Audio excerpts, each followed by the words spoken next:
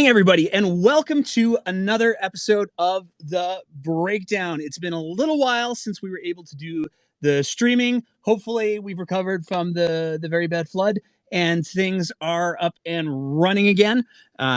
We have a little bit and a lot to talk about tonight. So we're going to go through our regular sort of, here's the many little stories that happened this week, and then we're going to get into the big one. And this week, there is a really big one.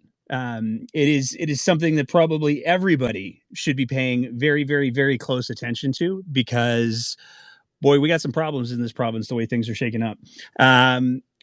From there, though, before we get too far into that, we want to talk about some of the good things. And one of the best things of the last week was very, very quietly announced by the provincial government, as expected, on a Friday, because of course it was, because it had to do with vaccines and it had to do with kids. So the really, really good news is that vaccine boosters are now open to kids 5 to 11. You can start booking the shots. I believe it's tomorrow. And then starting to get the shots within a couple of days. Now, with kids going back to school, this is a huge, big, important deal. And yet, for some reason, there was little to no announcement about it from the provincial government. They did a very quiet little press release, but there was no official announcement from the health minister. There was no official announcement from CMOH. It was just a very quiet, we did a thing, so that's nice, we guess. And that was really it, which is really, really unfortunate because, again, one of the things that we've seen throughout COVID is that when the government says, hey, guys, we got this thing, you should do the thing. If you want to do the thing, it's up to you. You get a choice here. When the government has said that, people go and get the shots. When the government has quietly sat on their hands with an announcement like this, people don't. And especially when it comes to kids, when there's still a lot of people that are really, really concerned and scared because of the amount of misinformation in regards to the vaccines and what they can do to people, it's even more important for the governments to step forward and say, hey, you know what? We got this. This is figured out. But they didn't. So if you're listening to this, if you have kids, so you know, vaccines are now available. And if you're listening to this and you know somebody who has kids, even if, and you know that there's somebody who maybe got the first shot, maybe check in with them. Maybe let them know, hey, this is a thing that happened. And yet again, probably because the government is terrified of pissing off the base, which we're going to get to in a sec, they decided to soft pedal it, which is, again, really, really unfortunate.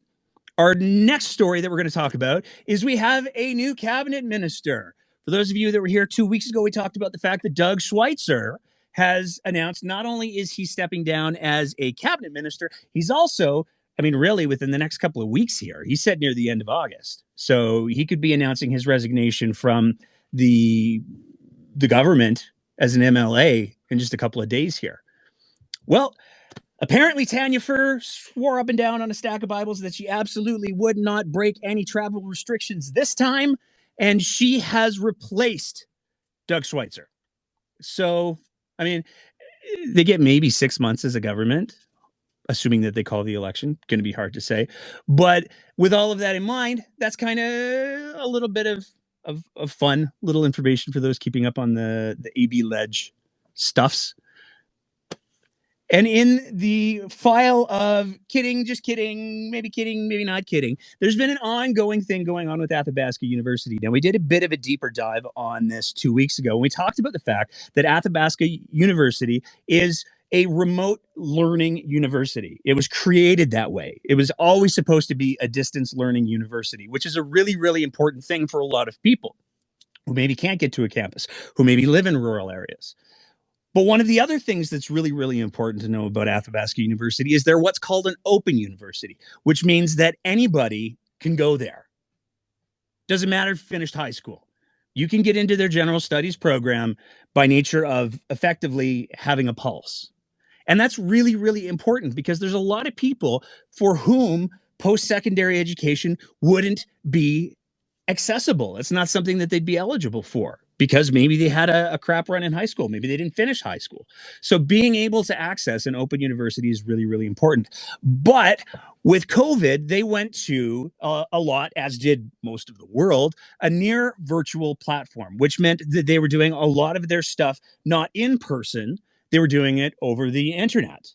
Now, one of the things that they realized as they went through all of this is, hey, this really works, especially because we're a distance learning university. So maybe we should go to a near virtual curriculum. We should go to a near virtual style, which, again, for a distance learning university makes a lot of sense. But there were some folks in the town of Athabasca who were really, really afraid of what that could potentially do to the economy of Athabasca, as well as to the jobs and the situation and the quality of life in Athabasca. They didn't want people to leave, basically. They didn't want people to say, I'm not going to move there, or maybe I'm going to move to somewhere with, I don't know, a water park or something.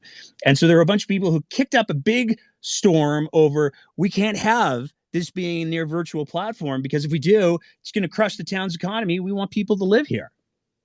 And they petitioned Advanced Education Minister Demetrius Nicolaides, I always get it wrong, to say, hey, can you do something about this? And he said, yeah, I will. I'm going to tie any funding to the number of employees that live in the area. You have to have a certain number of employees if you want to get the provincial funding to run this university that is accessible for so many people who otherwise wouldn't be able to get into university. That's what he said. Now, 2 weeks ago, it broke. He was walking it back. He changed his mind. He'd realized that he'd made a mistake. Everybody was very excited. We were very happy. We celebrated it. Well, just kidding.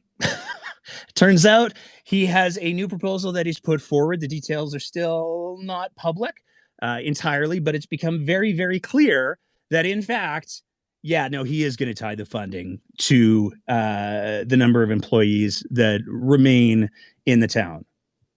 So there's that, I guess. We're going to keep following it. Hopefully, maybe something changes, but we'll see what we see.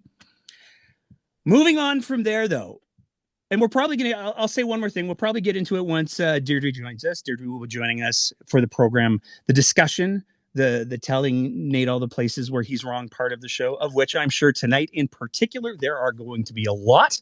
But we'll get into it a little bit more once Deirdre joins us. But one of the other things that's happened is there was a Constituency Association annual general meeting that happened in the constituency of Chestermere-Strathmore. And it was a bit of a contentious thing because on one hand, Leela Here's board was fighting desperately to keep hold of the board. And on the other hand, there were a boatload of people, I don't know, maybe a bunch of people affiliated with Mr. Kenney. I don't know, maybe a bunch of people affiliated with the candidate who's challenging Leela Here for the MLA role. I don't know. But it was a record-setting AGM. And there were so many people that showed up that people were actually talking. It wasn't that, hey, so-and-so got elected president. There's quotes in multiple media platforms where people simply say, hey, Chantal Dijon, her team won. They won. They got the board. So it's when people are throwing out quotes like that, it's very clearly not about anything other than who controls the board, who controls the nomination. So it'll be interesting to see where things go from there, but I'm gonna lean heavily in on Deirdre for her interpretation of things from there. In the meantime, and working up to that conversation piece, where again, once we get through the program proper, if you want to weigh in, we are live on Twitter Spaces, we are streaming on the YouTubes, and we do have our Discord kind of sort of running. It's being a little sketchy tonight, but we're actually going to be opening up the Discord to the public starting next week. So it should be an even more lively conversation. There's a few folks that have said they want a bit more of a chat feature ability to things. So we're going to try to do that with Discord because we hear good things about it. Let's get to the main event, shall we? The Alberta Prosperity Project and the Rebel Media, Rebel News, hosted a forum, a debate.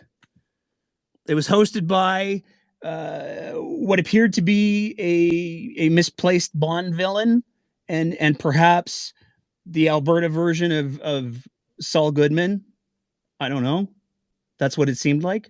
And It was a pretty contentious event from the get-go, and there's a couple reasons for that. First of all, the Alberta Prosperity Project, as we've talked about in previous episodes, has some problems.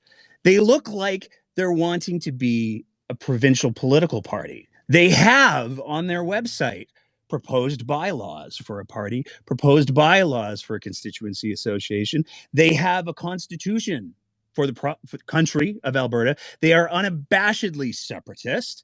Some of their board members and their biggest members have some let's go with problematic views and histories. And for a lot of those different reasons, there are only 3 candidates that showed up to this event. The other 4 UCP candidates said, we looked at your website after some people said some things, and it's very, very bad. We don't want to do that. Thank you for the invitation. We're going to find something else to do. And they did. But there were 3 candidates that showed up. And we live tweeted the event because despite the fact that they said that they were selling tickets online, apparently somebody who had access to their Twitter account decided that they were going to intermittently turn the microphone on and live stream it. So we listened to it. We did our best to live tweet it. But there were some things that were said that are really important for people to hear. Not only because there's some policy ideas that were floated that are straight up dangerous, but there were a lot of lies that were said. And so we're going to try to unpack some of those things, and we've got some clips to go with this. Now, to be clear, before we get into the clips, because I know that if we don't say this, there's going to be people who say, you edited it. We edited it. So the entire event was almost 3 hours long, which is way too long for Twitter Spaces under the best of circumstances. Certainly way too long to juxtapose here's what they said with and here's what the reality is. That's asking a lot of everybody to try to sit through. So we compressed it down. We made some of the relevant stuff fit. Now we did our very, very best not to misrepresent anything, not to take anything out of context. But there are some really important things that you need to hear. If you're watching on the YouTube, or if you want to know where those edits are, because we're just that good at audio editing, I guess, you'll be able to see where the edits are, because by and large, there's little flashes. They're short flashes. They're quite interspersed. So, I mean, I probably should say, if you're somebody who has any sort of issues with flashing lights or anything like that, and you're watching on the YouTube, there's like 7 or 8. They're about 3 minutes apart. You've been, I guess, warned. Now I hope I can't be sued, he said cautiously.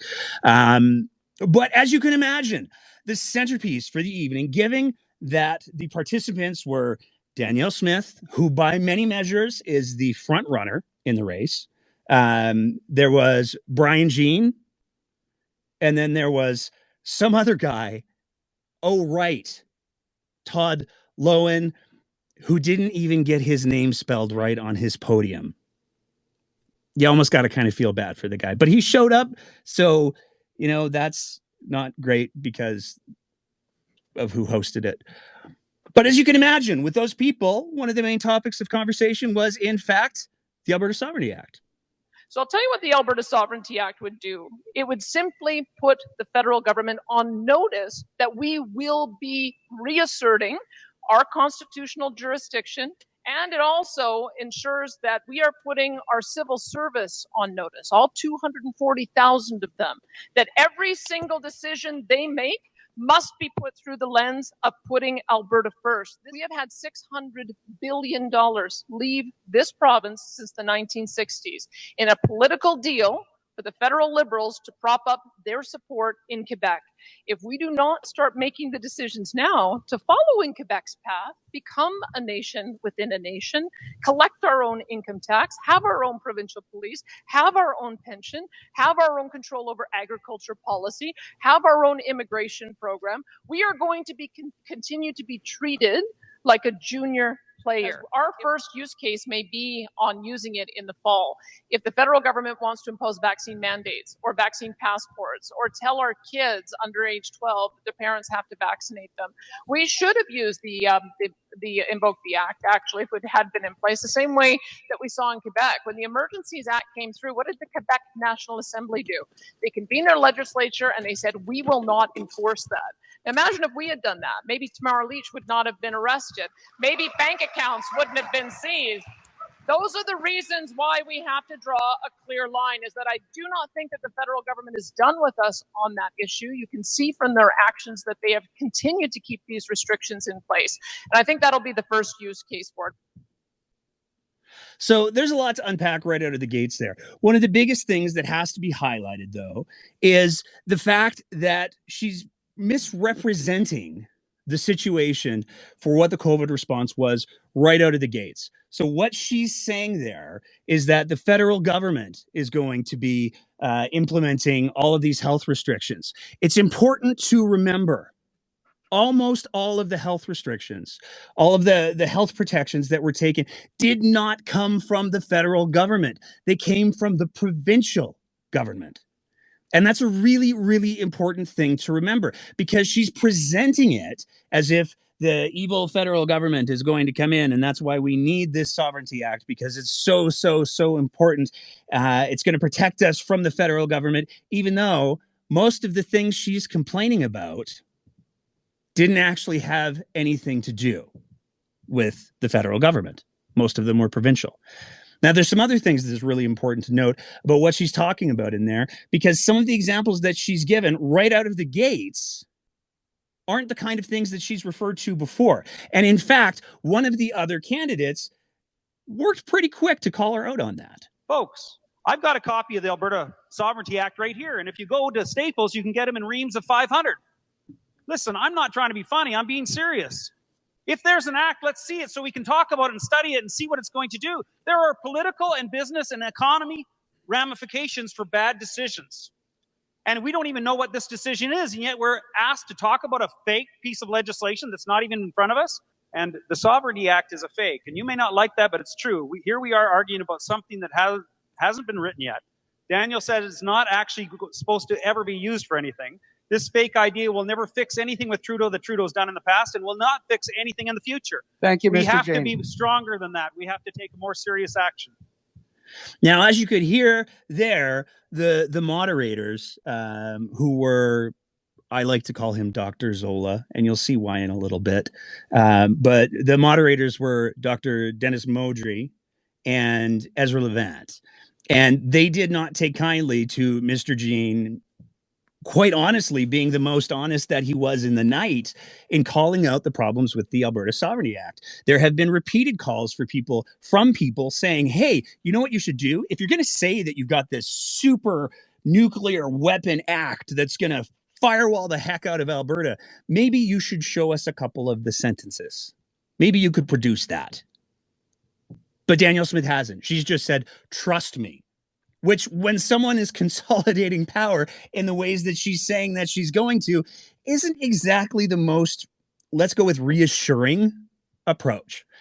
But from there, that was the opening couple of minutes with Brian Jean were probably the most reasonable, sane, perhaps, that the evening saw, because from there, things went downhill real fast. And one of the things that we want you to try to keep in mind as we're going through the next chunk of clips is how quickly the candidates contradict themselves.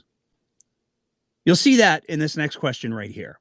Would your government take control of that which falls under provincial constitutional authority, such as policing, pensions, immigration, EI, provincial tax collection, and anything else you want to add to that list? I have a copy of the Fair Deal panel here, and I can tell you that I agree with all of the recommendations. In fact, I even recommend the recommendation that says that we won't take up tax collecting now for Albertans. Why? Because Quebec doesn't actually have one tax collection agency. They have two. Quebecers have to fill out two forms. You see, folks, the truth is that right now the only way forward is to invoke Section 46 of the Constitution. The only way forward is to make sure that we actually do whatever we can to get as much autonomy as we can. The specific question is, would you take control of that which you can constitutionally now, those 5 items? Yes, I've said that. Okay, thank you. I would say move forward on autonomy on any way we can, and beyond that. We've got to be standing on our own 2 feet. We have got to be that equal partner in Confederation by following on the same path that Quebec has, implementing all of those policies, stopping the cash flow, leaving this province, and then we can get into a conversation about how to change the relationship from a position of strength. We can't do that while they're still collecting our income tax for us, as an example. That's got to be the first thing we do. So a couple of things to note there. First of all, Brian Jean started off with a very strong, I absolutely won't support income tax collection here in Alberta. It doesn't make any sense. Quebec has to do forms, bureaucratic nightmare, yada, yada, yada. And as soon as Dr. Modry said, specifically, I want to know about the 5 things. Are you going to do them all? Mr. Jean said, yeah, I'll do everything. Which is a staggering lesson in fortitude, I guess. But what is also particularly telling about the other candidate's answer to that clip or that question came from Danielle Smith. Now, it's really important to realize when we're talking about what the income tax collection is, there is the option to collect federal income tax. There's the option to collect provincial income tax. Federal income tax still needs to be remitted to the federal government because there's federal tax law. If you're going to be part of the country of Canada, you have to pay your federal taxes. But what Danielle Smith said there was she wants to stop the flow of money coming out of Alberta. The implication of what she said there is that she wants to stop the payment of federal income taxes. Now, what's important to understand here is that she didn't necessarily say that explicitly, but she certainly implied it. One of the things that's really important from anybody who's putting themselves up to be in a position of leadership is that they have to, actually provide some leadership, but at the same time, they have to be very, very clear about what their goals are. Danielle Smith knows exactly what kind of audience she's dealing with, and the fact that she would say things that allow for any interpretation as to whether or not there would still be federal taxes remitted or whether or not we're going to try to Sovereignty Act that one too is just irresponsible. But it gets worse from there, and it gets, quite frankly, a whole lot scarier because Mr. Levant had his own questions. Do you have an or else in mind? What is it, and what would make you use it? And if not, how are you serious? And I'll start off with Danielle Smith on that one. The or else is Dennis Modry and the Alberta Prosperity Project. It's true. I talked to Dr. Modry as one of my first steps. I said, let's try this together. Let's get as much autonomy as we can, full well knowing that he's got the power.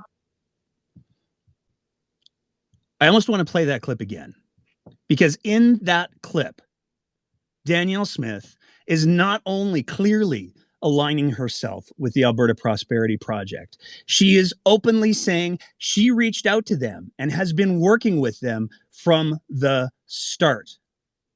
This is an organization that have board members who have had to quit roles because of publicly posted racist statements. This is an organization that has members that do weekly sermons that walk right up to, if not over the line, of incitement and hate speech.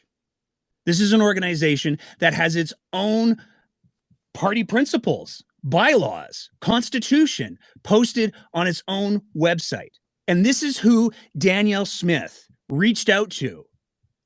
And she was quite explicit in a separate part where she said one of the reasons why she reached out to him is because Modry apparently has, the Alberta Prosperity Project apparently has a database of 1 million Albertans. And she wanted to work with him. The implications of that in and of itself alone are staggering. But the fact that she would be candid and say, hey, I've been working with these guys since the start, when the organization only really started showing up the beginning of January, is really, really quite telling as to how interwoven things have become.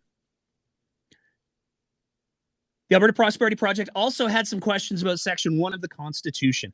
For those of you that aren't familiar, Section 1 of the Constitution, and I'm paraphrasing, if we've got any lawyers on the Twitter spaces who want to tell me how badly I've represented things, please, absolutely, once we open it up to conversation, do. But Section 1 of this Constitution basically says all of these rules are rules that exist. All of these rights are rights that exist, but they're not 100% immutable. because the people who wrote the Constitution recognized sometimes shit happens. Sometimes things get out of control. Sometimes you have to say, for the greater good of the society or for people's own safety, we have to have mechanisms to keep everybody safe.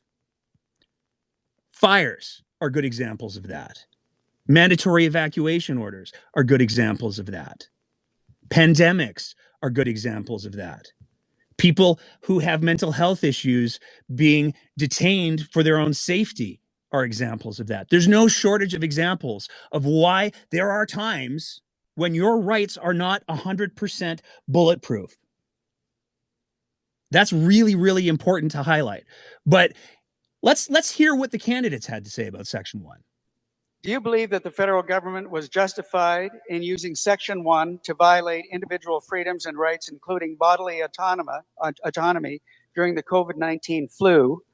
And if so, why? And if not, why not?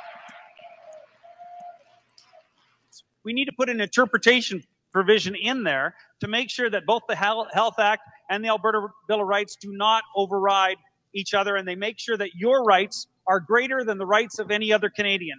There was nothing reasonable and there was nothing demonstrable about the decisions that they made. And everyone let us down. Like the House of Commons let us down, the Senate let us down, the media let us down, the medical establishment let us down. We are the last bulwark against a lawless Ottawa. And what we have to do is make sure we limit judges. 10 years of litigation experience, I can know how to limit judges on what they can do, folks. And I will tell you this, that I will do exactly that. That our charter is framed in acknowledging the supremacy of God. And it does that for a reason. It's because governments don't grant you rights. You are granted those rights by virtue of being human. You're granted those rights by virtue of being alive. Now, there's a lot to unpack there, but before we do, I just want to take a moment to really appreciate the moment where Dr. Mode, he was waiting for this one. He was so proud of how he asked this question. He felt really, really good about it. And it was actually in watching this moment that we realized something. Dr. Modry is pretty much Dr. Zola straight out of Captain America. And he even kind of smiles the same. There's a bit of an overlap. But getting into what the candidates had to say there are some things that are really important to highlight. First of all, it's been pointed out, I may or may not have conflated the Charter and the Constitution there. I'm a little fired up tonight, and I'm not a lawyer. So that's why I said, if I get it wrong, somebody correct me, and thankfully somebody did. So yay for that. Second of all, we got some fascinating things going on there. We know that Mr. Brian Jean has had some comments about judges. We were told directly by his campaign manager that he would not be appearing on our show because we pointed out that he had said that he wanted to stack the courts with conservative judges who make conservative, like-minded decisions. Now, you're going to hear some comments that later on in the show that demonstrate he hasn't really strayed that far from that theme. But the other piece that's really important to understand is the Alberta Prosperity Project. A lot of the members are profoundly religious, profoundly Christian. One of their vice presidents has made a lot of social media hay about the fact that they open with a good Christian prayer at the beginning of all of their events. So make no mistake, the fact that Danielle Smith threw out the rights are God-given dog whistle was very, very deliberate, and it was for a lot of different reasons. But here's the thing. If we've learned nothing over the last bunch of decades, there are some very real questions to be asked about the inclusion of any deity in any legal system. Because which God? Which one? Which religion? Which values? More and more, we're seeing more and more courts rule not based on God, but based on what's the actual precedent, what's the actual laws, what's the actual deal here. It's really important to highlight that. But speaking of that, I want to call it a misappropriation a little bit. It got worse because we heard from Mr. Levant a comparison of some events. Sometimes after a traumatic time where people are pitted against each other, there's a truth and reconciliation process. Mm-hmm. There was one after apartheid in South Africa. There was one in Canada dealing with Indigenous issues. Do you think there should be a sort of truth and reconciliation process where facts are brought out and we hear about the victims? What would that look like in your mind? Well, the first thing would be firing the board of AHS and firing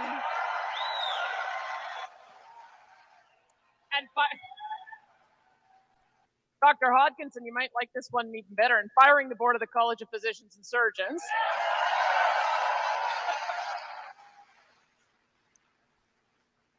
They've been lawless. It's almost impossible to understate how outrageous that actually is. First of all, for anybody to conflate apartheid and the genocide against First Nations in Canada against the health response during COVID-19 is just irresponsible, it's hurtful, and it's not accurate by any measure. For Danielle Smith to pivot from that and then say that the entire board of AHS needs to be fired as part of the healing process, and that the entire board of the College of Physicians and Surgeons needs to be fired, is not only a gross overreach, but it's a direct threat to the integrity of our healthcare system. Worth noting, perhaps, in the land of dog whistles, that when Dr. Modry decided to pen an open letter that he published in the Western Standard in the early days of COVID, the College of Physicians and Surgeons came out and said, hey, whoa, let's take a breather here. This guy is not licensed to practice medicine in the province of Alberta. And they made a point of highlighting that he had no experience in public health. So when the guy that the College of Physicians and Surgeons came out and said, y'all want to be really, really careful how much expertise in the field of infectious diseases and public health you assign to this man who can't practice medicine and has no experience in those fields. For Danielle Smith to throw that out in front of him was not about whether or not it's a right thing to say, it's a just thing to say, it's a good public policy. It is entirely about feeding that crowd who know that about Dr. Modry exactly what they want to hear, regardless of the consequences. Speaking of consequences, would you grant a pardon to everyone who was tagged with a lockdown, prosecution, or fine or ticket? I'm so glad you asked that question. Well, we can't. We don't have the authority to pardon. Would I get rid of Alberta fines? Everything Alberta can do to make sure we set the record straight. Or stay the cases. Maybe not a pardon, that's a technical term, but would you call off the prosecutions and stop the collections of fines? Absolutely, as much as we can do with provincial prosecutors that are under the mandate of the Justice Minister. And speaking of Justice Ministers, the Justice Minister that jailed the most people in North America just endorsed Danielle Smith. Is she going to fire him too?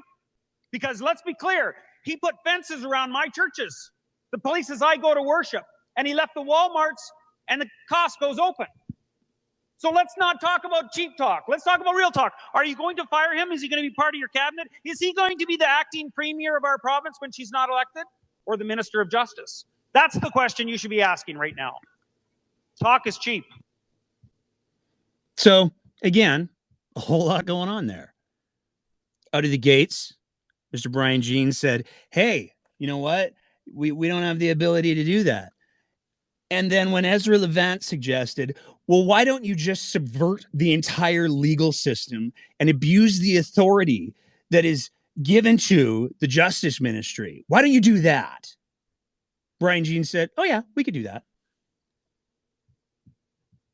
It is critically important that we recognize, as we talked about in our last episode with the lawyer Martin, the legal professor, it is critically important that we recognize that we have different levels of government and different sections of government for specific reasons. And the idea that an elected politician who may or may not have any legal experience or knowledge, or legal experience if they are a lawyer, practicing or not, that they would be able to say, you know what?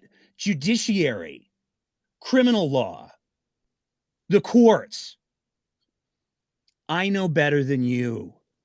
I'm going to overrule all of that legal experience and intelligence and knowledge because I just feel like it. Now, it might feel good to hear that if you're somebody who's like, yeah, the fines were bad. It might feel good to hear that. But flip the coin. What happens if that becomes the precedent? The way that we do business in Alberta now, and it's something that you don't like. It's something that affects you negatively. If we start to have elected officials exercising that kind of overreach, it's a tremendous, tremendous problem. One of the other topics that came up throughout the evening was Bill C-11. Now, for those of you that aren't familiar, Bill C-11 is a proposed bill. It's currently working its way through the Senate. The Senate has said, whoa, we got some work to do here, kids, before we send it back because you got some problems. But basically what it is it's the CanCon of the internet. Back in the early days of the radio in Canada, they recognized, wow, there's a whole lot of American music coming up here. We need to have some Canadian music as well. And for those of us that grew up in Canada in the 90s, we wouldn't have heard all of the amazing Canadian bands on the radio that we ended up hearing if it wasn't for the fact that the federal government said there's a certain amount of stuff that goes on the radio that has to be Canadian. It has to be either written by Canadians or produced by Canadians or performed by, it's got to have a Canadian element. There has to be a minimum requirement for how much content goes on that's Canadian. That's been something that's existed for literally decades. All C-11 is proposing to do is do the same thing for streaming services. So we're talking about services that purely stream video. Those services would have to ensure that they had Canadian content. I don't understand.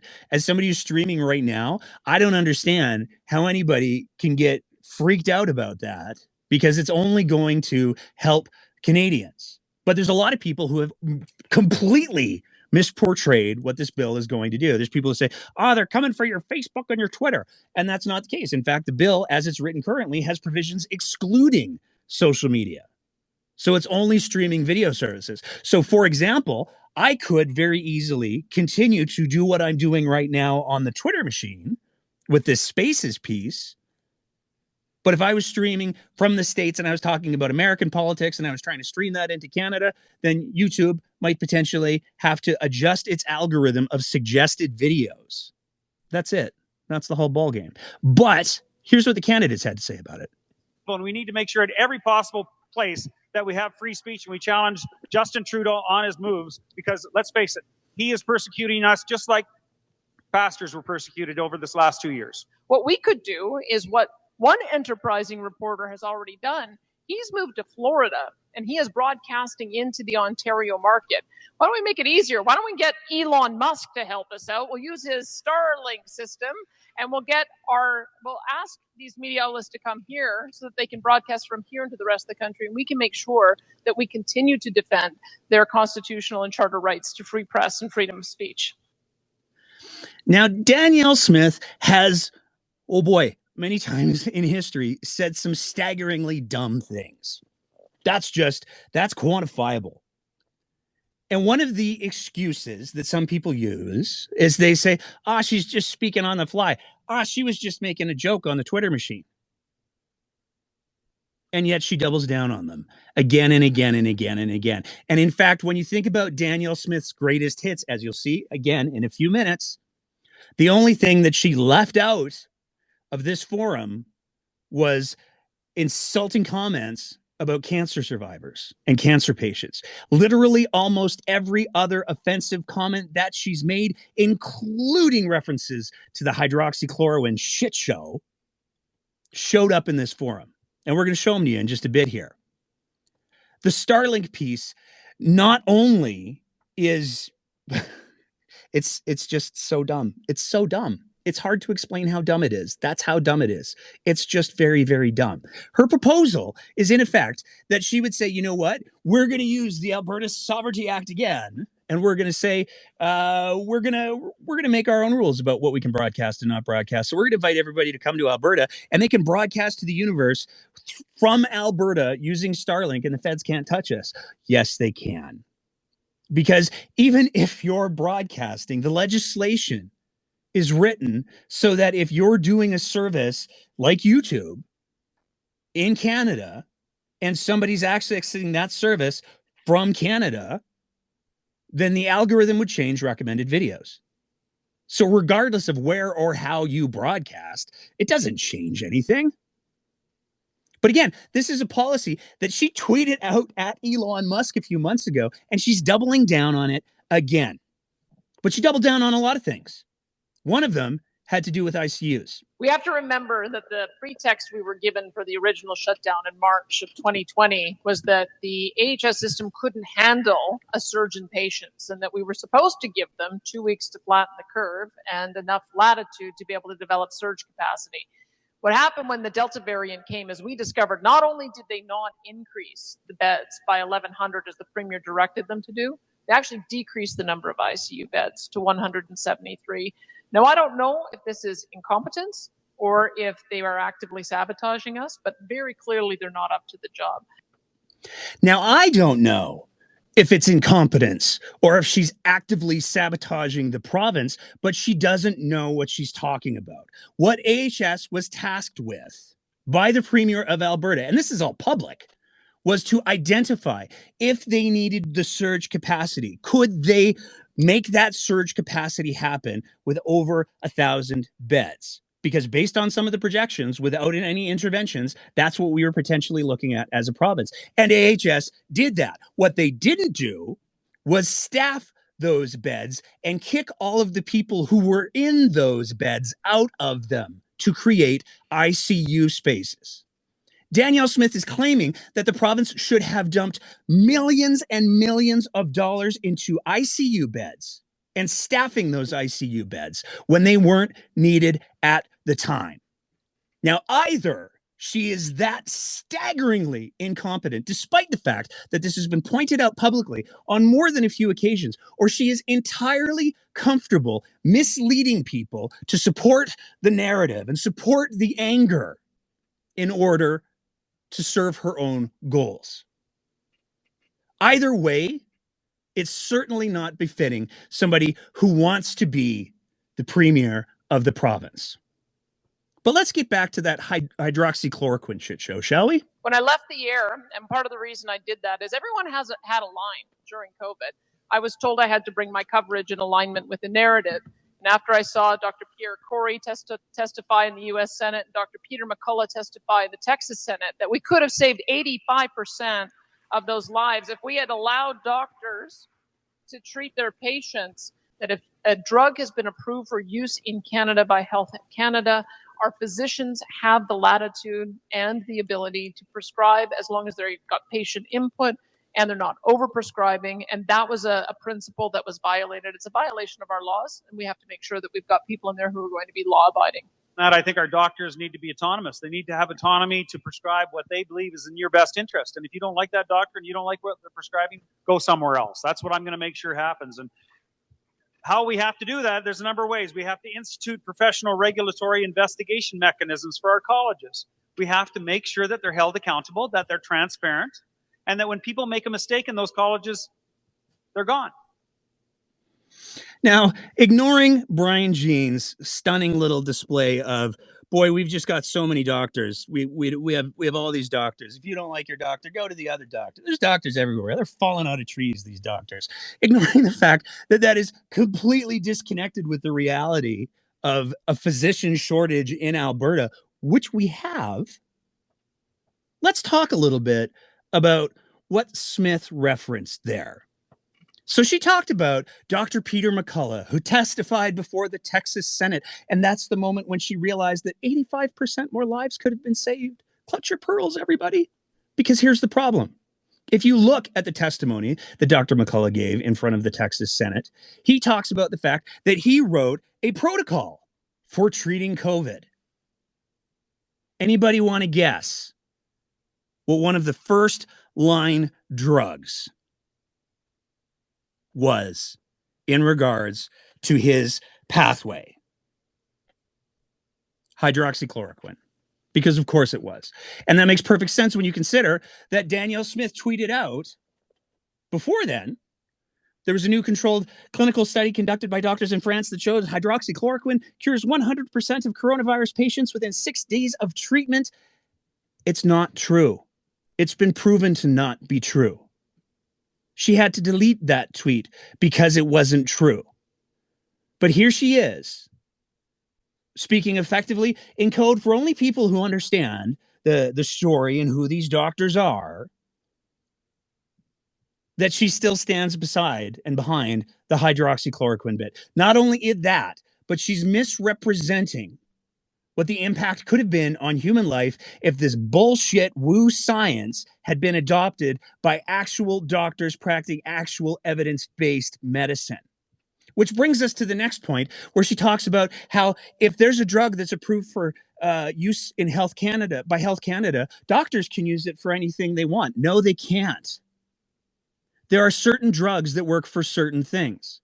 If somebody showed up to their physician with a heart arrhythmia and the physician said, "Oh, I know what'll fix that. Here's some Tylenol," they would and should be held responsible for misconduct and negligence, because that's not what that drug is for. So again, Danielle Smith is trying to paint the picture that a physician can use whatever drugs they want for whatever they want. It's fine. And there are some medications that can be used for off-label uses, but any physician who prescribes them off-label will be very, very, very clear that they're doing so because there is some evidence that it might work.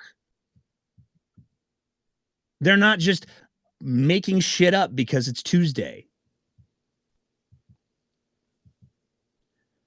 Another piece that the Alberta Sovereignty Act came up with, huge, had to do with the proposed regulations of firearms. Now, this is a complex issue because there's a lot of people who have some very legitimate concerns in regards to what guns should be legal, what should be the requirements for getting guns, what shouldn't be. That's a great, big, huge conversation. But the way that it's presented here is a disservice to everybody. Should you become premier, would you give advice to the police or to the Justice Department lawyers to ignore Trudeau's obsession with firearms and focus on other things, or would you have them prosecute his laws? No, I think we can.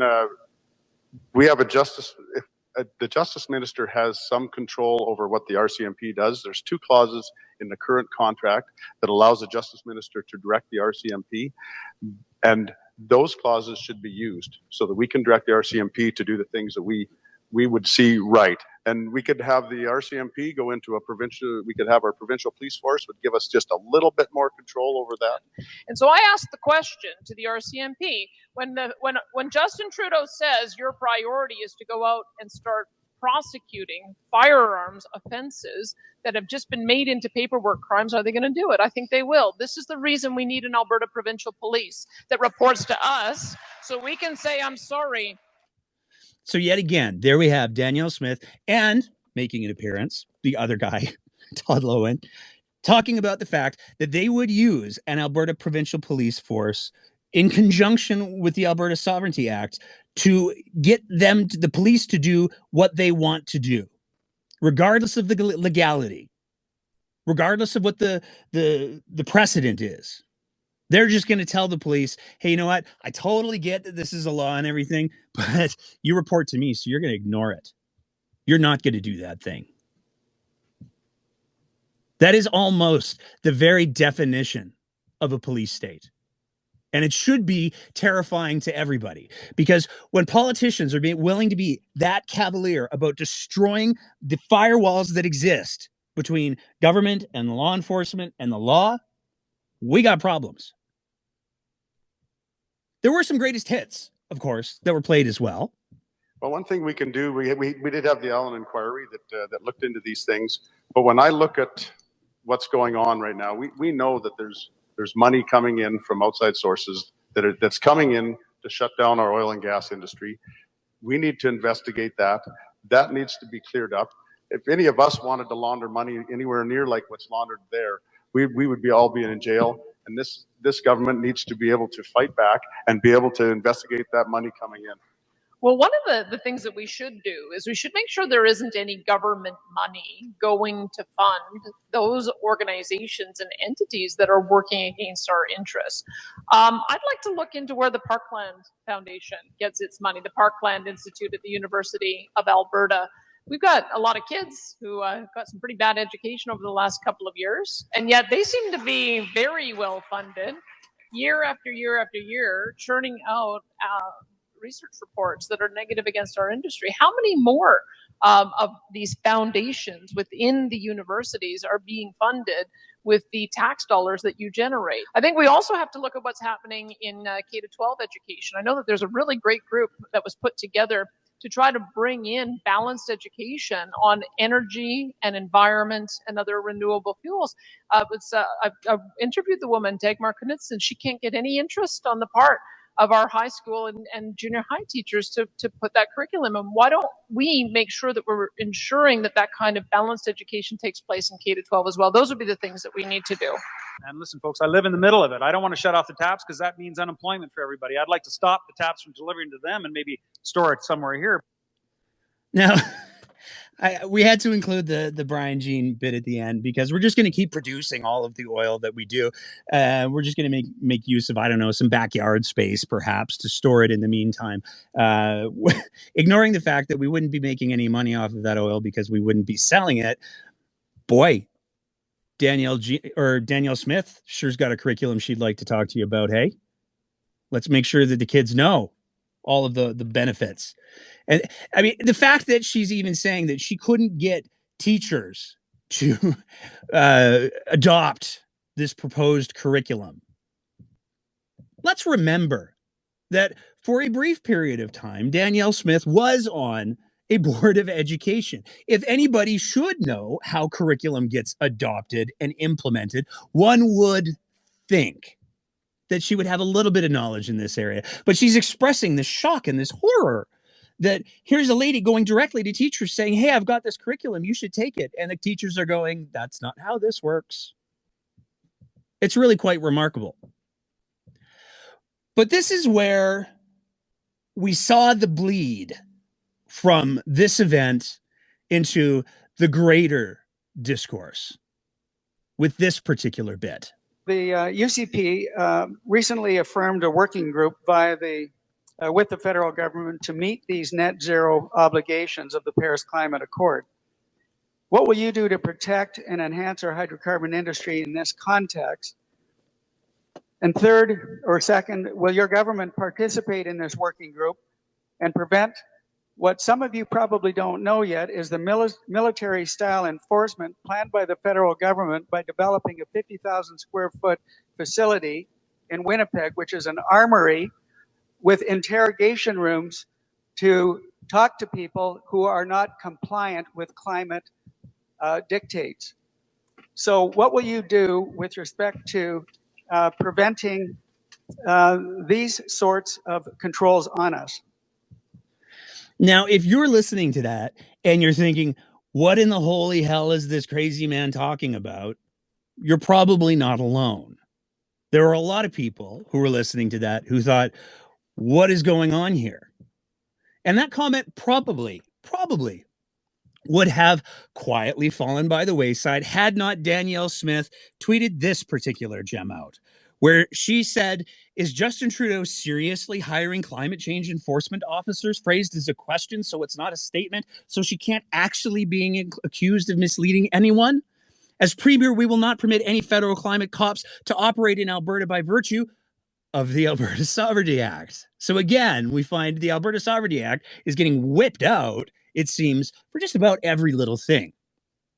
And then she links to one of the job ads and includes this delightful little graphic where she's got Paul Blart Mall with a green thing on it. It says, Justin Trudeau's climate police, ideal candidate, love Greta, WEF, and Guilbeault. She lists the salary, and then she lists perks, handcuffs, batons, weapons. There's a lot of people who saw that tweet and went, what the holy hell is going on here? And there's a lot of people who looked into it. We looked into it yesterday, and we were able to figure out that what Dr. Zola was referring to there was, in fact, a, let's go with, blog post by the Dark Universe angry version of Caillou, who posted a novella, we could call it, I guess, where he talked about it was an exclusive leak. Trudeau is installing weapon armories, interrogation rooms for Ministry of Climate Change. And then he went on to cite sources where he talked about, oh, we got the blueprints here. Look at the blueprints. It shows the things. There's a room for holding guns. And they've got these quiet rooms. Oh boy, this is a real problem here. And he coins the phrase in his little novella, Trudeau's climate police. Same line that was used by Dr. Modry. Same line that was used by Danielle Smith. Now, as it's been pointed out, Angry Caillou has some, let's go with, credibility problems. In the same way that we say, hey, we're not journalists, don't interpret us as such. He doesn't. He claims to be a journalist. This is the same guy who attended a particular insurrection in the United States. Turns out, if this journalist had done his due diligence like another actual journalist did, journalist Max Fawcett reached out to the organizations involved. And he did a whole Twitter thread on it today where he's talked about, why are they building this new facility? It's actually a replacement of an existing facility, one that houses wildlife environmental enforcement officers. What are they enforcing? A bunch of non-climate act and laws, from the Environmental Protection Act to the Fisheries Act. They're focused on things like exporting, importing animal parts to hunting infractions and the management of endangered species. Why do they need weapons? Well, if you were going to go into the bush to deal with a bear, you'd probably want a shotgun too. They need an armory so they can store confiscated illegal weapons as well. Okay, but we're not even going to talk about the wet lab, but because sometimes you dissect animals when you're trying to figure out what happened to them or why they're sick.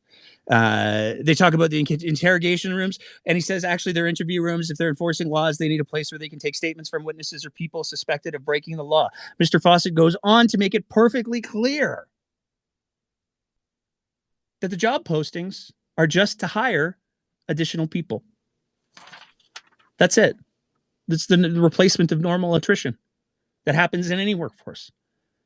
If Angry Caillou had decided to reach out to the organization instead of assuming the absolute worst, as any real journalist should, he wouldn't have gotten this sensationalistic story. It wouldn't have been repeated by Dr. Modry of the Alberta Prosperity Project, who has the ear, and by Danielle Smith's own admission, is working with her. And then perhaps Danielle Smith wouldn't have thrown out this incredibly, unbelievably stupid tweet. Now, I promised you earlier on that we were going to get to some of Danielle's greatest hits that had been recycled.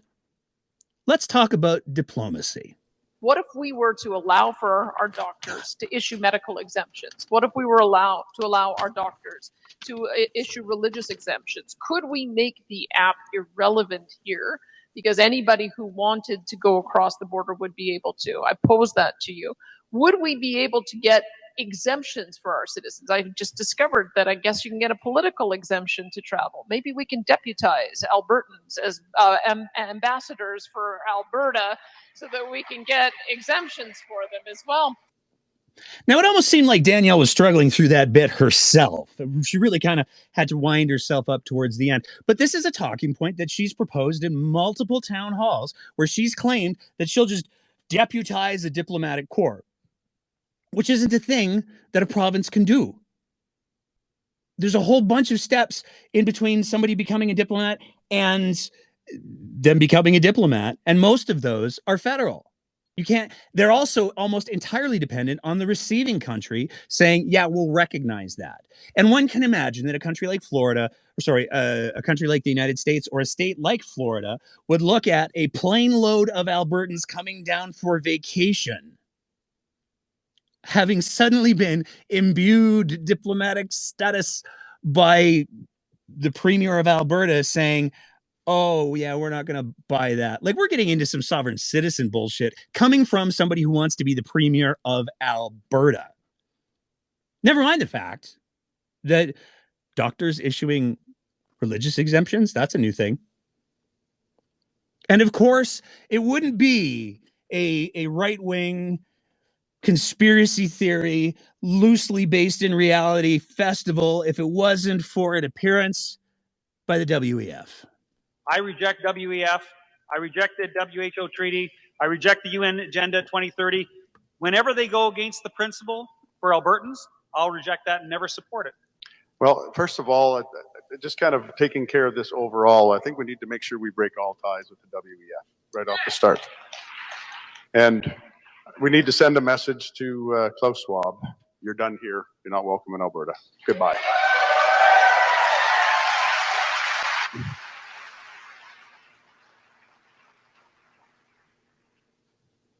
So there's freedom, I guess. We talked about the WF a couple of times now. It's basically like a really, really smart FARC for anybody from. I'm making lots of 90s references tonight. It's basically a really smart website where really smart people can write really smart editorials effectively about complex issues. That's it. They don't have any power. They don't have any enforcement abilities. And in regards to it being an exclusive club, as I've mentioned before, it's so exclusive, I was able to join for free using my iPhone. I still don't feel corrupted, but I don't know if I'd know if I was. It's really hard to tell. Now, of course, we did get into education as well. Brace yourselves. For what it's worth, for everybody who's been hanging out for the last hour, I want to say a big, big thank you because I know what a slog this is. This is like my fourth time through it. I get it. But if it wasn't for the fact that there's a very, very high probability that one of the three people on that stage is going to be the next Premier of Alberta, I wouldn't be spending my time on it. But the reality is one of those three people is very likely going to be the next Premier of Alberta.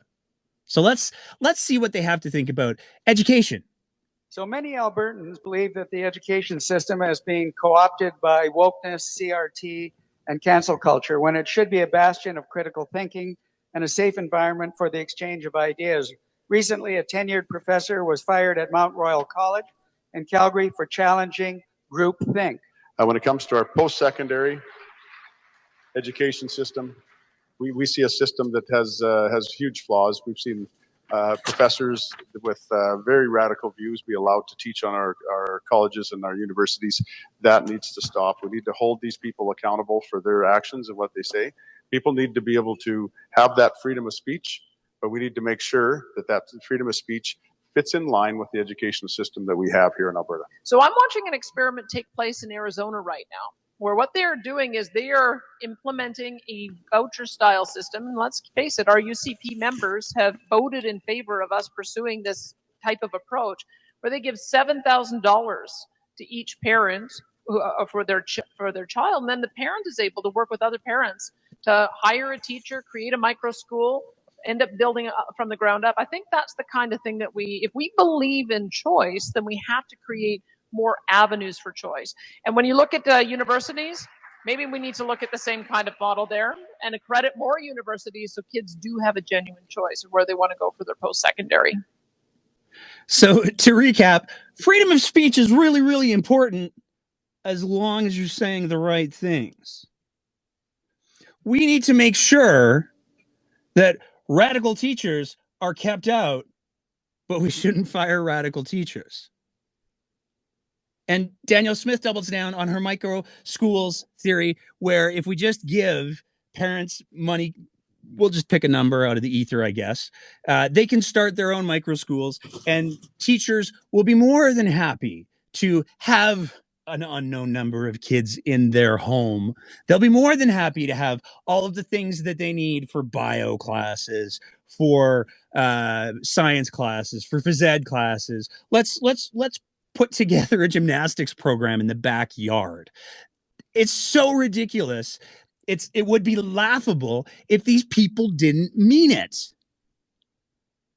But of course, the foreshadowing from earlier, where they were talking about firing the AHS board and firing the College of Physicians and Surgeons, wasn't a little bit of foreshadowing? Here's where we get to the meat. If elected, would you support the development of private healthcare options for Alberta? And we'll start with Mr. Jain. Yes, I would. Within a single-payer system, absolutely 100%. We can get a better system. Yes, I definitely support private healthcare options, and I'm committed to allowing private practices here in Alberta. One of the things I discovered about those who believe in vaccine choice is many of them do so because they believe in their immune system and they believe in healthy living. And people who believe in their immune system and healthy living tend to want to go to practitioners that are not funded by our systems. This is why I've proposed a health spending account to just begin the process of giving people a little bit of money, call it $300, so that they can buy the health care of their choice. If you're giving individuals $300, how do you ensure that it's used for health promotion? Well, I guess I would like to see a system implemented like Uber. Again, if it wasn't so unbelievably harmful, it would be laughable. We're talking about healthcare now, and we're talking about we can have private healthcare. That's totally cool. All three candidates agreed there should be more private healthcare. But Danielle Smith takes it a step farther and says, you know what? If people want to believe in the woo, they should be allowed to believe in the woo. We're just going to say, you know what? Evidence-based medicine doesn't need to be a thing anymore. We're going to, if you want to spend $300 of taxpayers' money per person on buying crystals or homeopathy or any of the things that her naturopath physician friend offer, despite the fact that there's no evidence, most of them have been disproven. If that's what you want to spend taxpayers' money on, well, sure, we should be able to do that. It's ridiculous. Not only is it a waste of money, but it's demonstrably harmful because there are no shortage of stories of people who have gone down those woo-woo roads looking for hope and have ended up much, much sicker than had they gotten the appropriate care at the appropriate time. There are 4 million and change people in Alberta.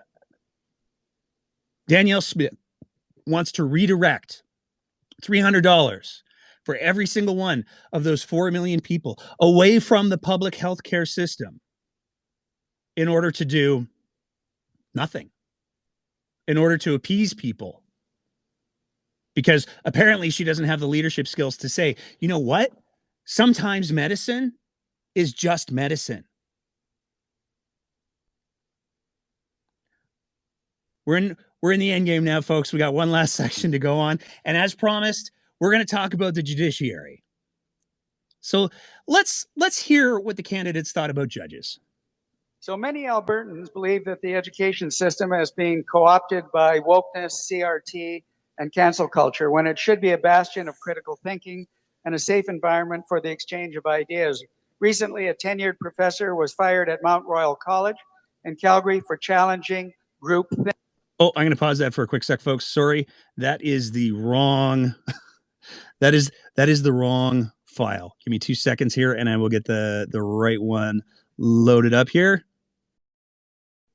Thinking about the justice system Here we go. here now. If elected, would you continue the current practices of selecting judges for appointment to Alberta courts, primarily based on immutable characteristics such as diversity, inclusion, and equity, and political party patronage, as opposed to an unbiased assessment of an individual's character and overall fitness as a judicial candidate? Well, as a litigator for 10 years in Alberta, I can tell you I always wondered where liberal lawyers went, and now I know they become judges. That's what happens. If it was up to me, every person applying to become a judge would have to write some pretty hard exams. I think that's very important, much harder than entry exams, because they are making decisions in people's lives that affect their lives big time.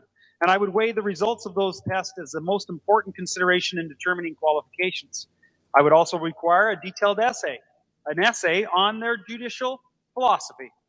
I would not support electing judges because, folks, if you look at municipal elections, we usually get liberals.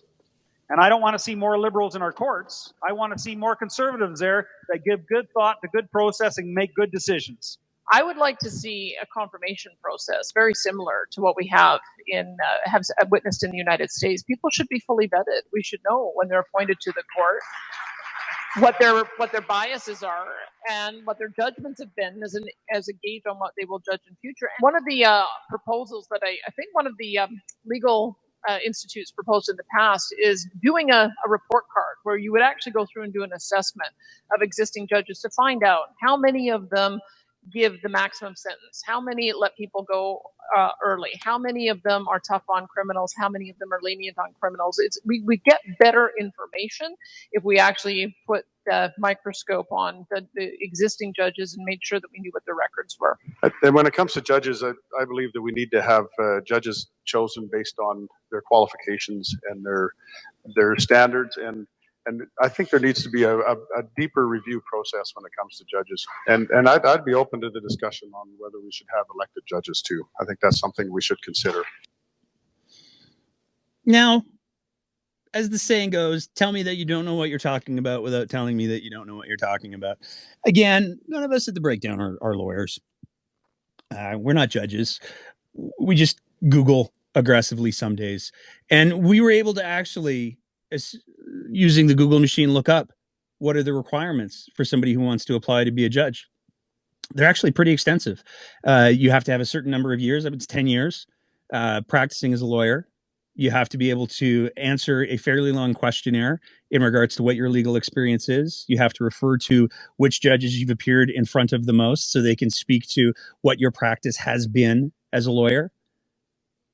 There is a section at the very, very bottom that talks about the fact, and I want to make sure that I get this right, given that we just recently saw a Supreme Court judge whose First Nations get appointed, this becomes particularly relevant.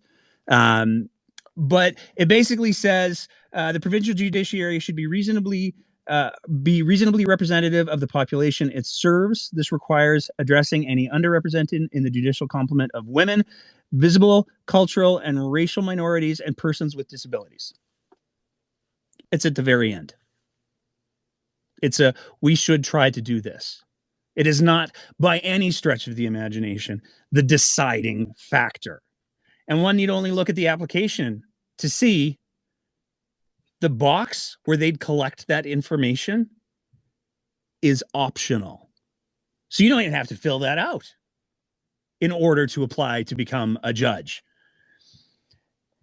It's the most ridiculous misinterpretation of what the actual system is, and it's perfectly on brand for what the evening was. I want to say again, a big thank you to everybody who has stuck with us for this long. We're now going to open up the floor for comments. We got Deirdre on the line, and I also want to say a big thank you to everybody who stuck around for this much of the listening to the nightmare that was that forum. But again, it's real easy to get to say, you know what, not my horse, not my barn. I'm not a UCP member. I don't care. Reality is, beginning of October, one of these people is going to be one of the leadership candidates, maybe one of the ones that wasn't there, God willing. But one of these people is going to be the new Premier of Alberta. And it's really important that people know what the views are, certainly the more radical views, the more misinformed views, especially given the fact that we have seen more and more violence towards women, more and more violence and threats of violence towards people in political office. There's a term, it's called rage farming. And when people who are wanting to be the premier of the province are engaging in the worst kind of rage farming that there is, when they're deliberately lying to Albertans, that's something that we should all be paying attention to. But Deirdre, how are you doing tonight? I'm doing mostly well. You survived that, did you? Well, and the reminder too, right? Because I was paying attention on Thursday night as well. So it just sort of, it's tough to I guess to think about it as much as we have. I mean, you were editing all day. You've been listening to this constantly. Yeah, and it definitely is. I mean, it's one of those things where, and Martin and I talked about this a little bit in our interview, where you kind of go, oh, was it really that bad? Like, am I overestimating it? And you go and look at it again, and you're like, oh yeah, it is that bad. What were your big takeaways from the evening? So, I mean, one of the things that I did look at, and sorry, I'm just moving because I saw my bars going down. So hopefully this is clear. Like, I mean, Smith, and I don't know for sure if it was the environment, right? The Alberta Prosperity Project filled a room with very similarly like-minded individuals, right? I don't think there was a whole lot of breadth in there. So is it possible that that the candidates were, let's say, more open in this regard, speaking specifically to this audience? But at the same time, you know, like I said, I think last week, I've been following Danielle Smith for years because I find her fascinating. I found her spiral away from reality fascinating. And, you know, she was on every day, so you could just always pop in and check it out. And the thing is, she's very comfortable with everything that she has said. I've heard the majority of things that she brought up. I've heard them before. Yep. So, you know, I almost felt like she has, you know, she's exhausted her ability to, you know, to exist in the reality that the rest of us know. In her first, you know, 3 months of the leadership race. So, yeah, what's fascinating to me is, and I think I might have even said this last week. So if anybody's keeping a wow, Nate can be naive scorecard, you can chalk another one up on this one. Because I think I even said last week, like, you know, what scares me about her is that she appears to have learned not to say the really dumb things out loud. And what we saw on Thursday was her saying all of them out loud. And what we also saw was her, like, I can kind of sort of get to some degree the, you know, these are my people, you know, I've been with the APP since the beginning. Modri and me, we go way back. We're sharing databases. Everything's fantastic. I can kind of see that piece, but the fact that she took it outside of that sphere and she was like, you know what, I'd love to know who's running her comms with the Paul Blart thing, because man, the number of times that I saw tags where people were like, "Hey, Sony Pictures," she hasn't. She's still saying the very very dumb things out loud. Yeah, and well, and like I said before, I listened to her not just on the radio, but also like I attend Canada Strong and Free Network, formerly the Manning Center. I attend quite a few of their lunch. Let's call it a lunch and learn, generously, and like I attend those every so often if I'm particularly interested in the topic. I think they do at least one a month. It could be more, and she's moderated them. So I've heard her speaking to this in many different contexts, and like I said, she was genuinely confused or genuinely perplexed about why everyone doesn't think the way that she does. And I think it's coming out, you know, she's going to go for it because she thinks that this is how people should think if they don't already. And it wouldn't surprise me as well if she's running her own comms. Now, okay, maybe not the Is she that visuals. good at Canva? Yeah. Yeah, I'm at a bit of a loss with that. And I will say too, I was thinking of snitch tagging Sony, but when I looked it up, did you know that Oh the no. Blart Mall Cop, that there is some question as to whether or not, you know, it was the first edition because there was another one submitted to in 2003. There was a script submitted to Happy Madison Productions, and it's apparently really similar. So I decided to just leave alone. Well, that's yeah. I saw that a lot of people were tagging Mr. Blart himself. So it could. I mean, it'd be interesting to see what happens. But one of the things that I also wonder about is it almost seems like, he said cautiously, she knows that there's sort of her voter base is going to be the folks that are on Facebook, getting all of the bad information. We get the comments on the Breakdown Facebook page, like, wow. And there are some people who have just fallen so far down this, I'm going to call it despair abyss, that they're literally willing to believe anybody who says, hey, I'll give you your control back. And I think that she almost seems to have figured out that there's enough people that have become, for lack of a better word, radicalized post-COVID and because of COVID, that she has a very good chance at getting the leadership race. Yeah. You think I'm wrong? Well, no, I don't think you're wrong. I'm still not positive that that's a majority of the base that signed up. I mean, they could be. There were, you know, a lot of people working to get those voters out for her. So it's possible. But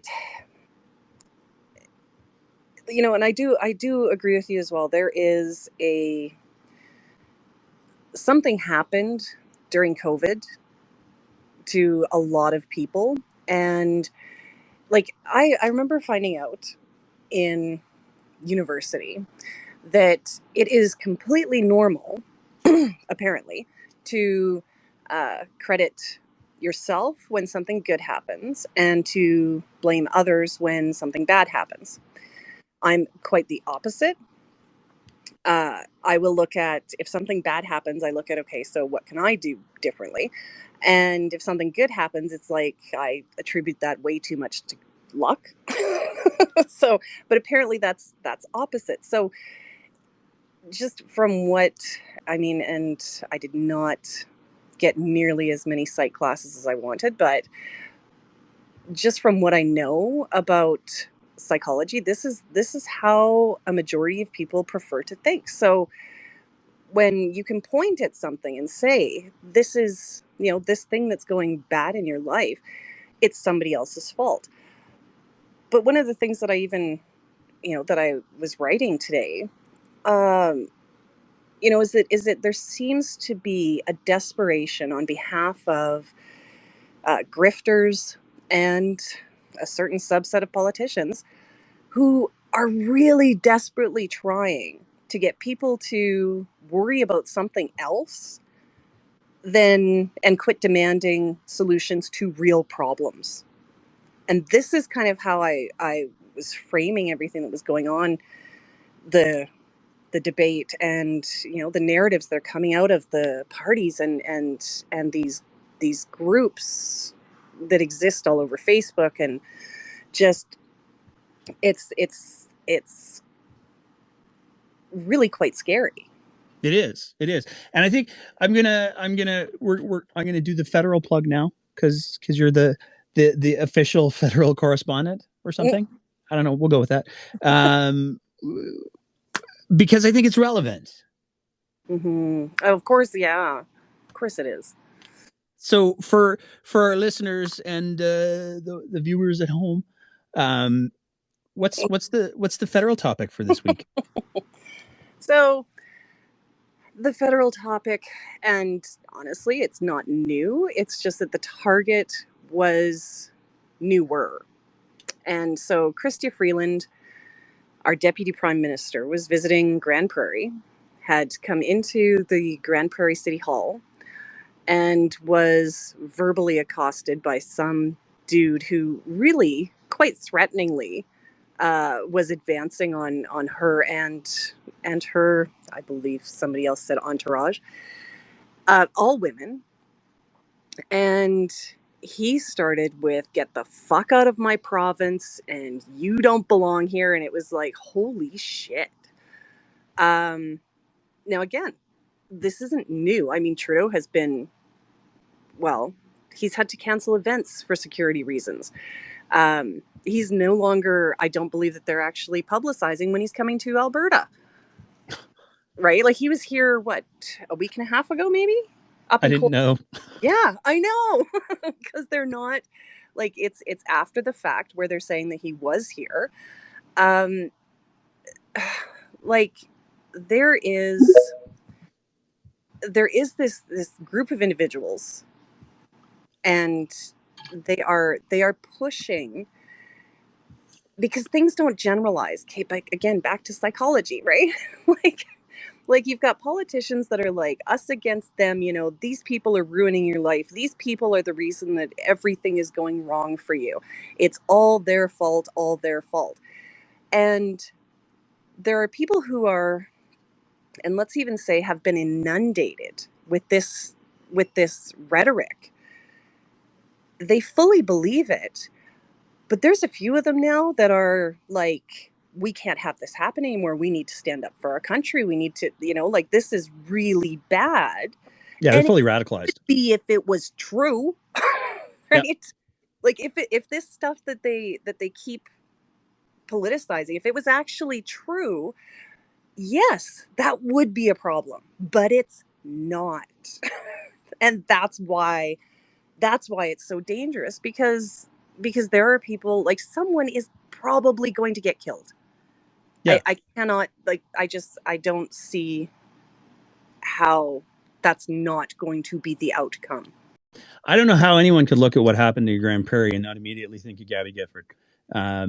The blatant misogyny, I mean, here's the thing. It's well documented that people who are willing to be violent towards women, so domestic violence type stuffs, people like that sort of behavior is a precursor to physical violence, full stop. Yeah. And so when there's people who are normalizing this kind of behavior, it's going to come with a cost. There's no question about it. I want to come back to this in a sec, because we got Lynn back this week, and I want to make sure that we give Lynn a chance to speak. So Lynn, what's going on? Well, you've covered so much tonight. It's ridiculous. Right? And yeah, the thing with Christia in Grand Prairie frightens me to death. But I'm going to concentrate on one thing, and that's healthcare. So, as I've said before, my husband has a grade 4 glioblastoma.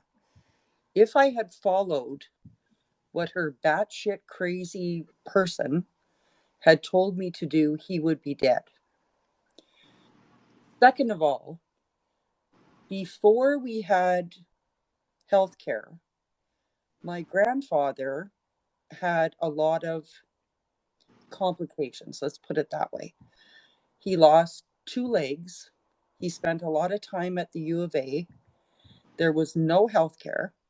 So they walked into my grandfather's farm, where my grandmother was with my 13-year-old mother, or my 14-year-old mother and my 12-year-old grandfather. And they took everything but one cow. And they had to plant, harvest, and live with one cow. So anyone who thinks that private healthcare is a good thing is fucking stupid. Because all we need to do is look at the costs for healthcare in the US. And if, like I had said before, with my husband's group, with the glioblastoma group, the the amount of money that these people would have to pay, their spouses would be dead. So just based on healthcare, aside from all the other batshit crazy stuff that was said at that forum, that's my biggest thing is healthcare. Yeah, Well, that's yeah. Once again, you leave me speechless, Lynn. and I The will. thing is that you guys, I know there's not a lot of listeners, but I just need you to understand that he worked in the oil sands for 35 years. We are not what you would consider a poor, I guess we would be above middle class. But if I had to pay for his health care right now, he would be dead because we couldn't do it. I'd lose the house. I'd lose my car. I'd lose everything.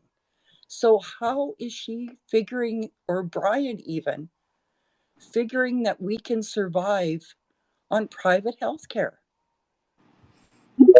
Well, I do know that they are looking at more so just private delivery, or sorry, just public. It's still publicly paid, publicly covered, Okay.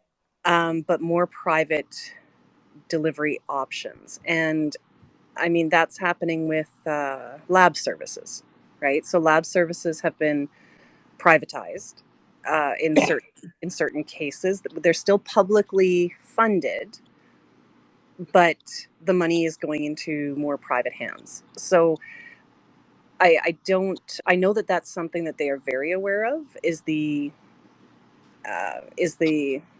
narrative about, US style healthcare. And I did live down there for a bit. We had a great HMO, and we had, the number one hospital in the state was actually the closest one to us. My experience with it was actually kind of good. However, that whole insurance part was scary. But my experience with the actual system was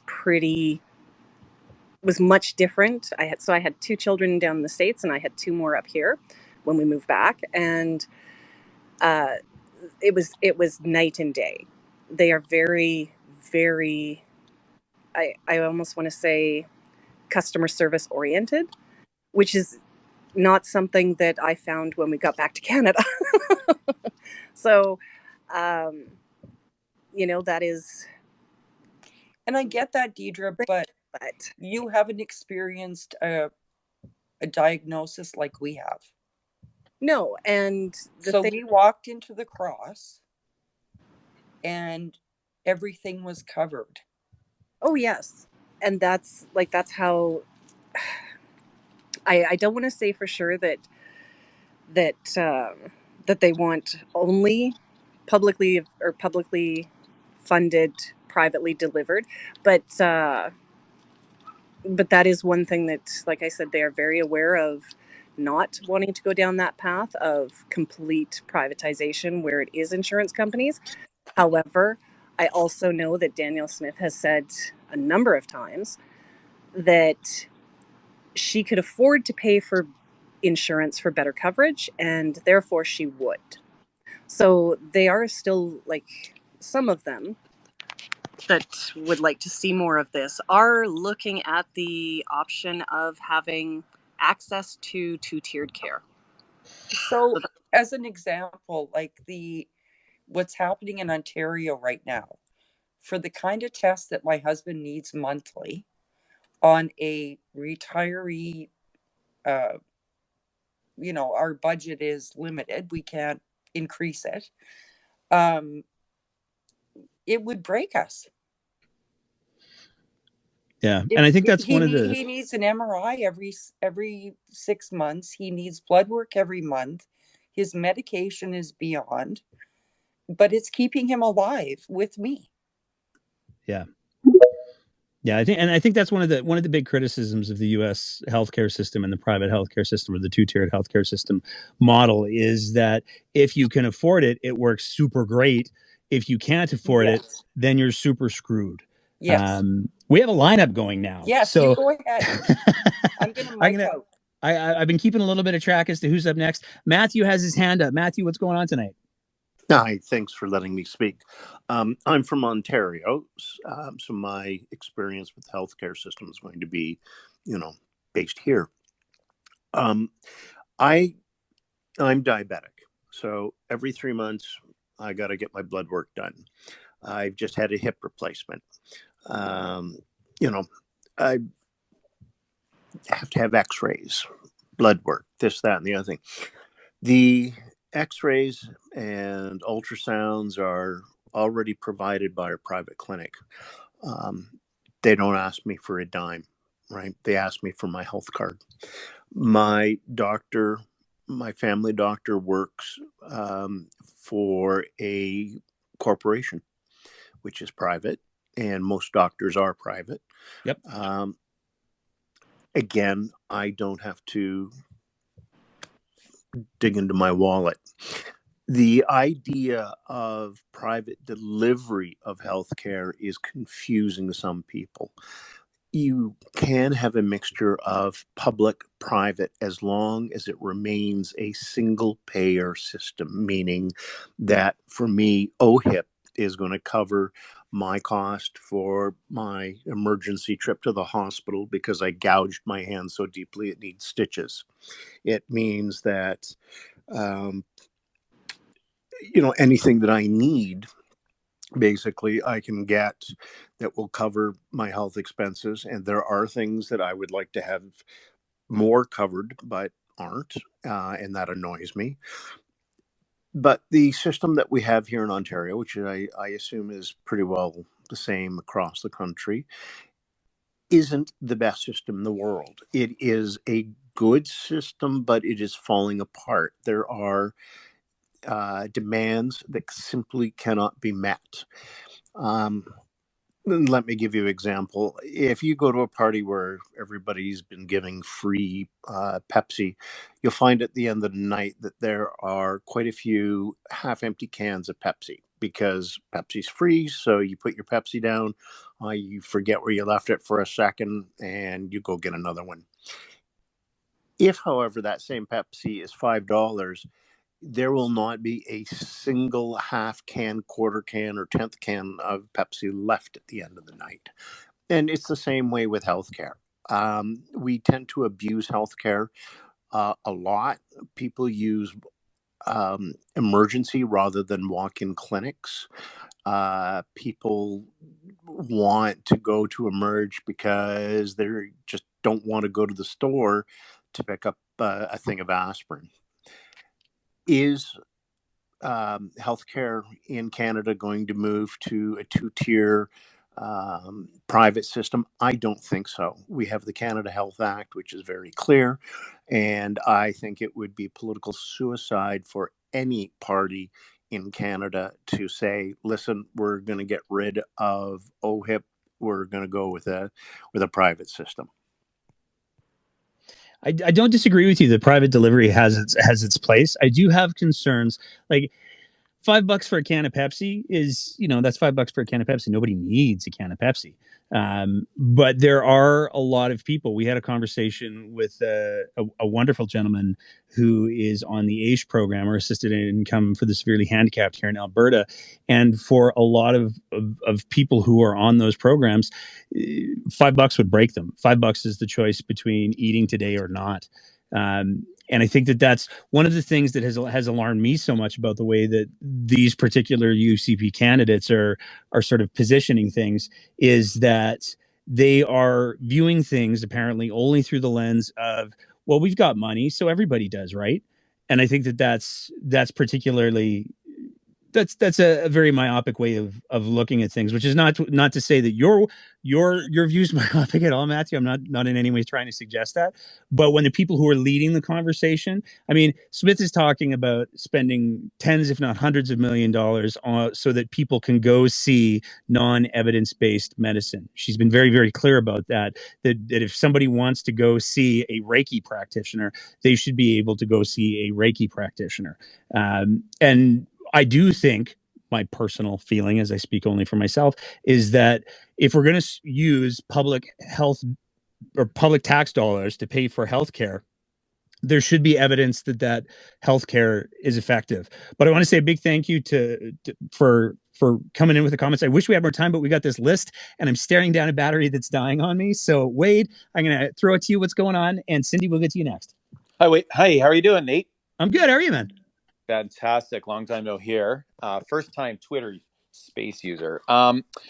You know I'm a teacher, right? Yep. And that makes me a radical.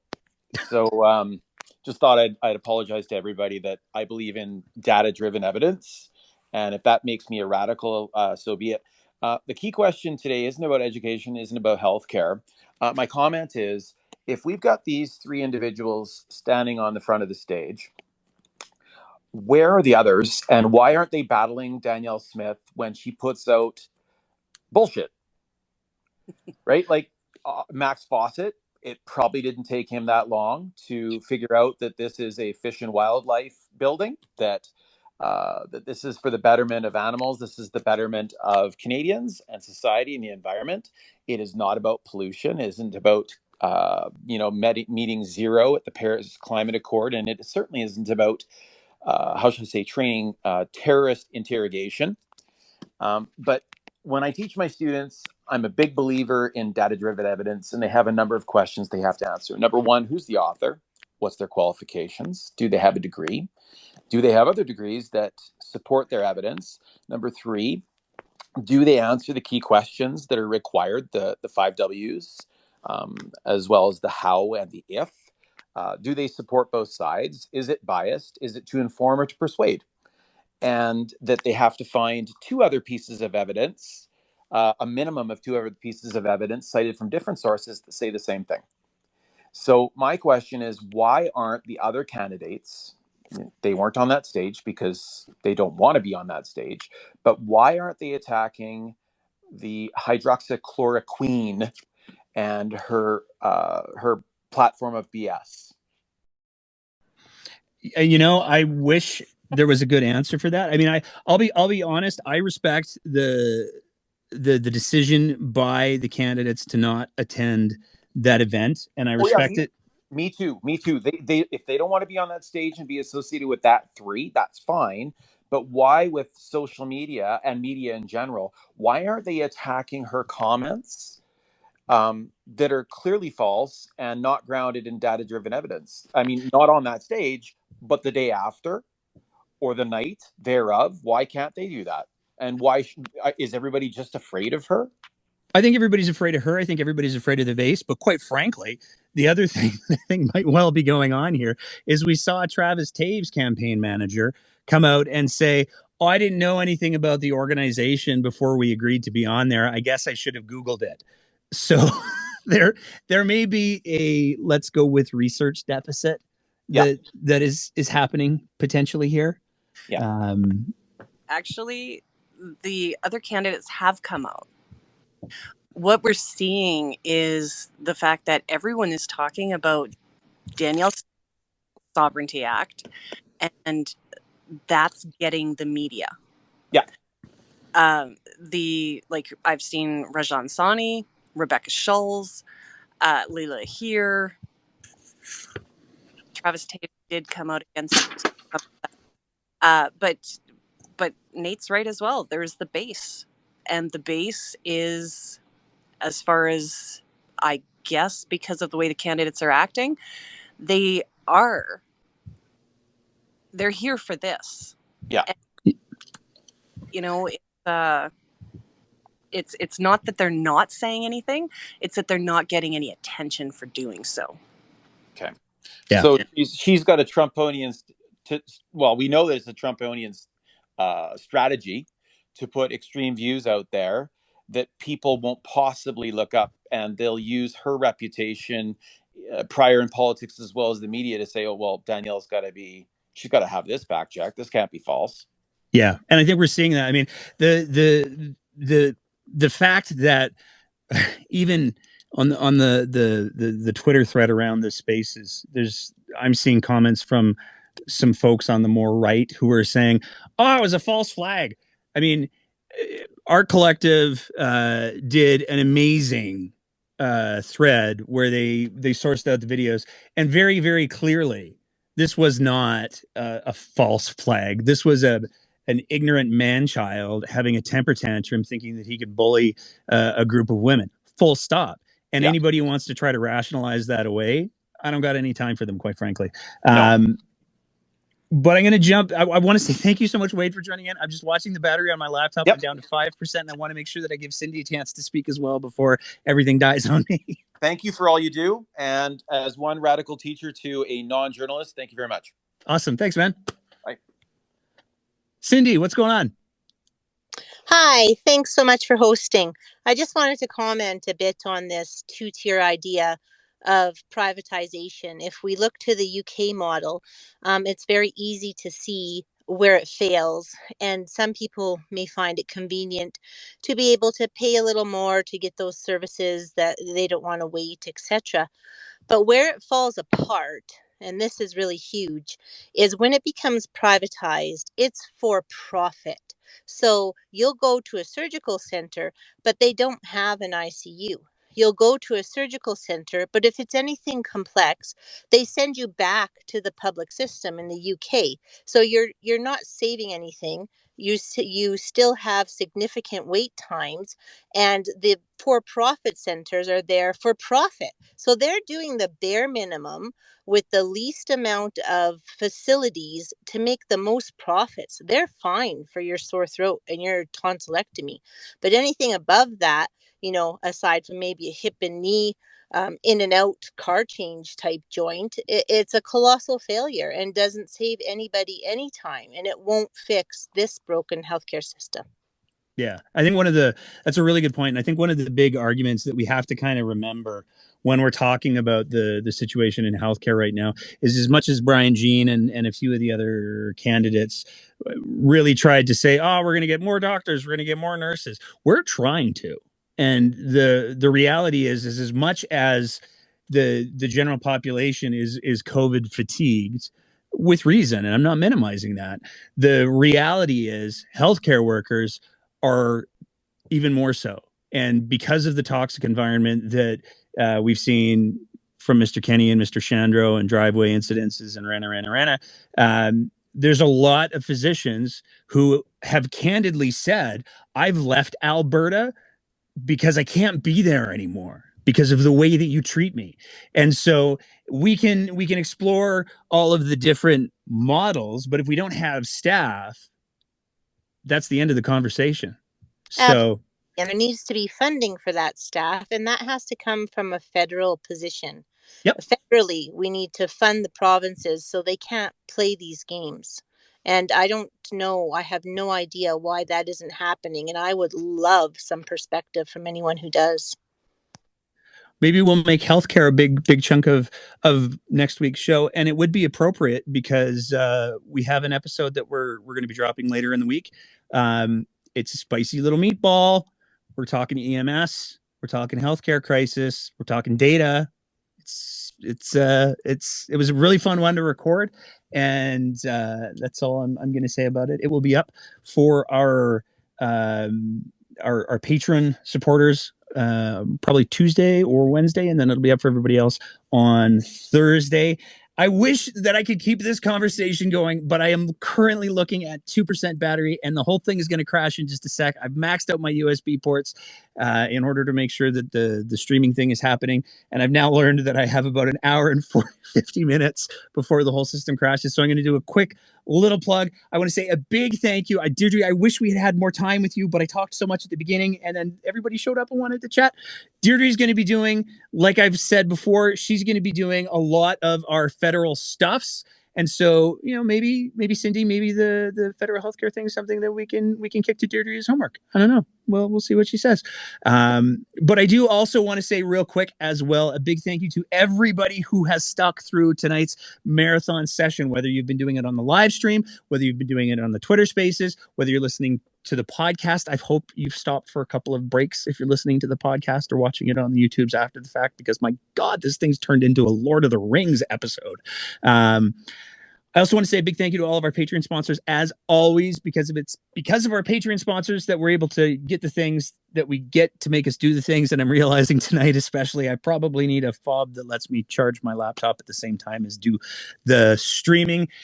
If you appreciate the kind of content that we're trying to produce here at The Breakdown, if you would please consider being one of our sponsors at www.patreon.com/thebreakdownab. Every little bit helps so much more than I can say with staring down 1%. Deirdre, any final thoughts? Final thoughts. I mean, it's rough to go through some of this stuff, especially the UCP things. You know, Nate and I do it so that you don't have to sit through everything. You didn't get 3 hours worth. So I guess we'll just keep on paying attention to that sort of thing so that no one else has to. There we go. Thank you so much, Deirdre. And I'm gonna make sure that we chunk off just like a half hour for you next week, because this was way too much Nate tonight. Thank you again, everybody. We will see you next week, and on Twitter, obviously, in between then. There's a lot going on. Things are stressful. Take care of yourselves. Keep the conversation going.